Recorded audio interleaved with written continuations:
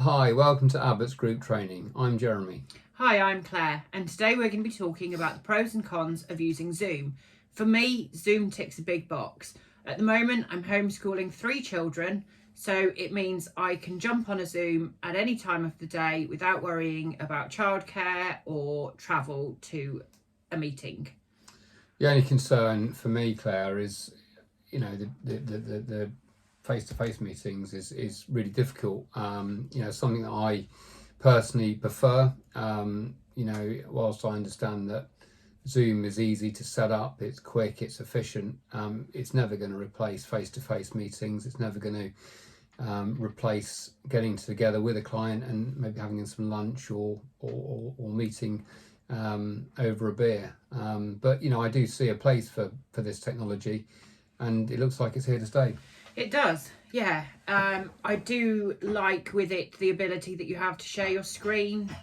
It's easily interactive, which if you're in a face-to-face meeting can be difficult, especially if you've got a lot of people at your meeting or presentation. And also geographically, it's dead easy to set up a Zoom meeting regardless of where you are in the world. And it can be done instantly. Often I've been on the telephone speaking to a prospective client, and I've been trying to explain a product or a service that we offer, and we've just jumped straight onto a Zoom within seconds. I've literally set up a Zoom meeting whilst we're on the phone, put down the phone, and we're in a face-to-face meeting. I'm able to screen share, regardless of whether based in the UK or overseas. It literally is a link, and within seconds you're in a meeting. Yeah, I suppose though you are relying on technology. Your PC might be completely up to scratch, but if your broadband cuts out or there's a technical fault, that can prove difficult, especially as I say with people homeschooling. There's a lot of people and working from home. There's a lot of people using domestic broadband for a lot of devices. Yeah, I was going to say, and multiple devices. If we've got 3 kids, for example, so at any one time there could be 5 devices using our internet service provider. The other issue I find with Zoom is people leave it to the very last minute to log in. So they might be pitching, they might be sending emails, they might be in a meeting, and they're jumping off one meeting into another in a matter of seconds, and that doesn't give you the time to prepare and get your game head on. If you're traveling to see a client, whether you're driving, whether you're getting a train, you have that time out to prepare for the meeting. But what people seem to be doing is booking 5 or 6 Zoom meetings a day, wondering why at the end of the day they can hardly stand up because they're so exhausted mentally. And whilst they've had a lot of meetings, they've covered a lot of ground, they've kind of been a little bit, like busy fools, because they're not actually focused on each interview properly, or each meeting properly, I should say.